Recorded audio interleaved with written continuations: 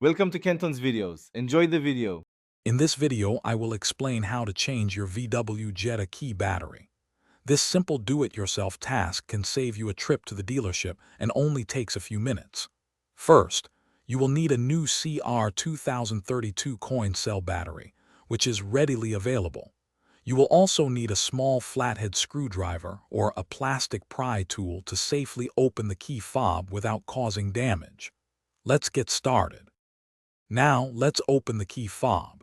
Begin by pressing the small button on the side to release and extend the emergency key blade. This reveals a small opening or seam. Carefully insert your flathead screwdriver or pry tool into this seam.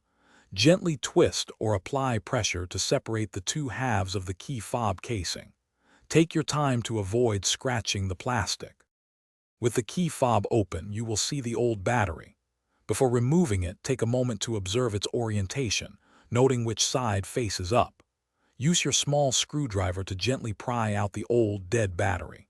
Now, take your new CR 2032 battery and insert it into the slot, ensuring the positive side, usually marked with a plus sign, faces the same direction as the old one.